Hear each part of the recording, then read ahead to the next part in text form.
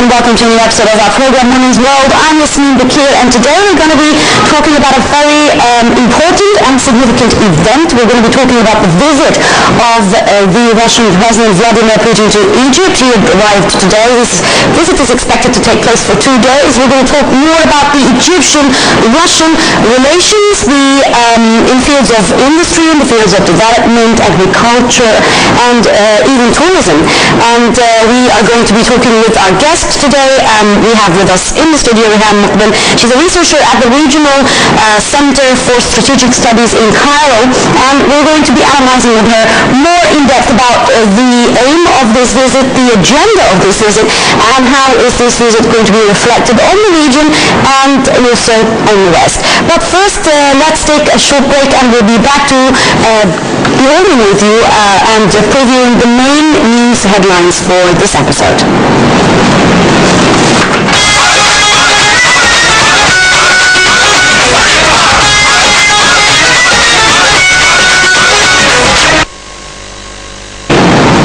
Welcome back again. Well, the British Ministry of Defence allows women to fight on the front lines in 2016, and the decision ends controversy over whether allowing women on the front lines would negatively affect the harmony amongst the army units. The decision also stresses the need for more studies about the psychological needs of personnel on the front lines ahead of going for this step. Women comprise 10% of the armed forces in Britain, numbering 15,740 in all security services departments.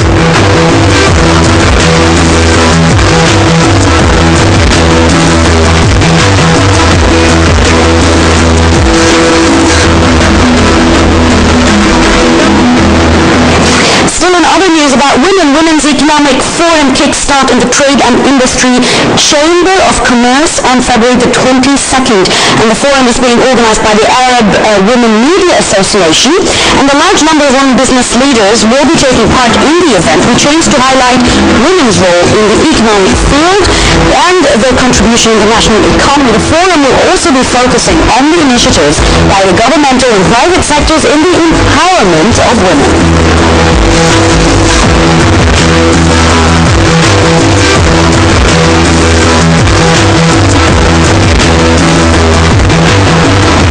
And finally, more news with women, but this time in the Emirates. And Emirati women became the first to obtain a PhD in IT challenges.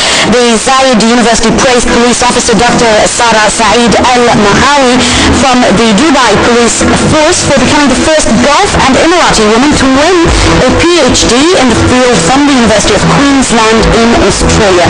She said swift progress in the IT field has become an important factor for providing a society with various benefits and the electronic services.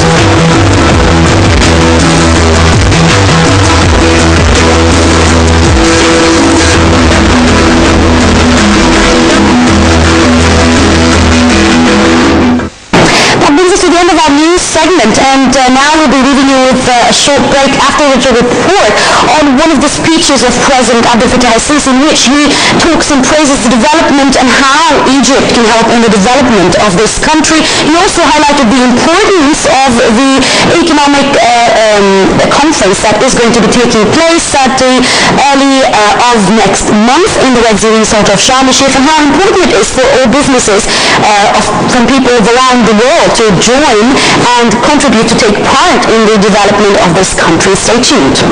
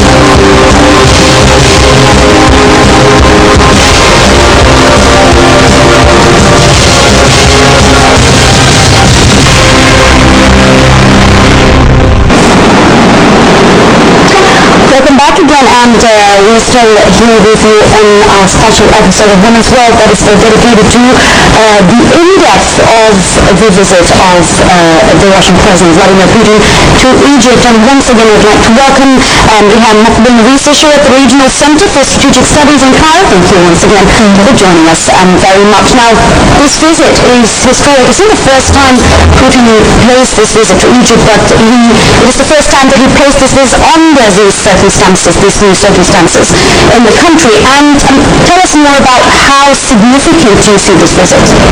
Okay, thank you, guys. We can say that the two countries have good relations historically during Nasser and Sadat and even the Mubarak regime, but the relations decreased and affected badly because of the 25 revolutions, because Russia reluctant toward any political exchange in the region, and that was one of the main reasons for the relations affected badly.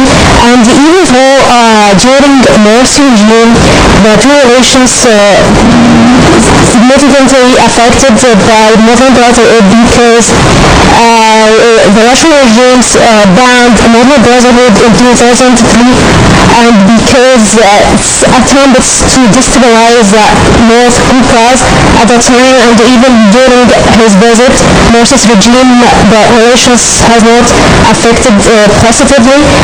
But if we look at June 30 June revolution, there is a rapprochement between the two countries, because as Putin was one of the leaders in the war that supported the June 30 June revolution, and I think that many official visits from Egypt to Russia, and we could trust even the president, Egyptian president Abdel Fattah Sisi has visited Russia 2 times before, when he was Minister of Defense, and other when he was current Egyptian president.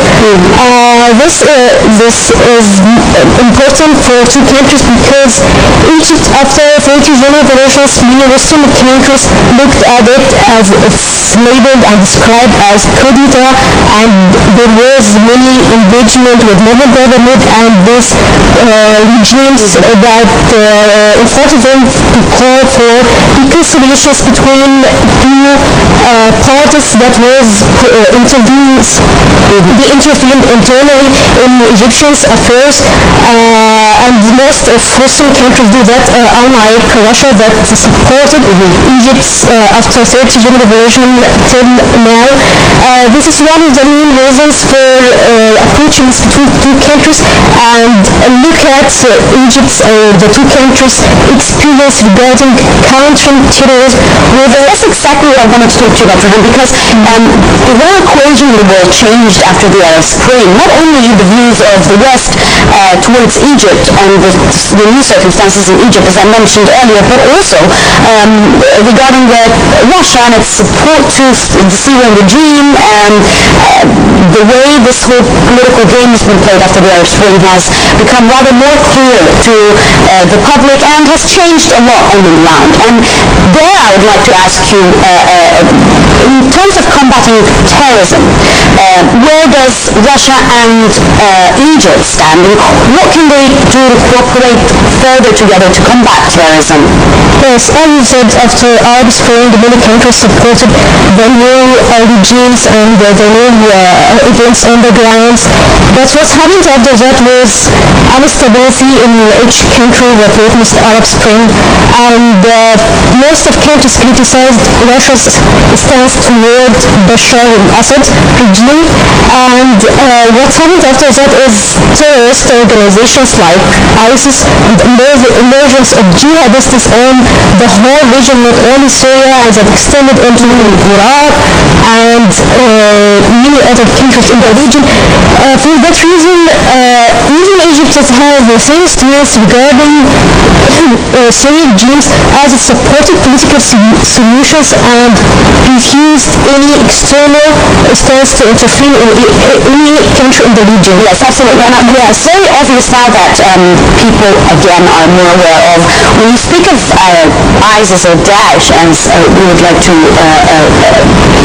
symbolize them, it's very clear who finances Daesh now. And then I would question on what would the United States reaction be towards this ongoing strong cooperation that is going on between Egypt and Russia, the visit of Russian President Vladimir Putin at this time again, there's some kind of signal or message to the U.S. From your opinion, what could that be? Yes. For that, one of the main reasons for Russia and Egypt approachment is Russia's stance toward what happened in Egypt after 30 German revolutions, and that was one of the main reasons for changing the balances of powers and changing the balancing foreign relations with Egypt, and even what people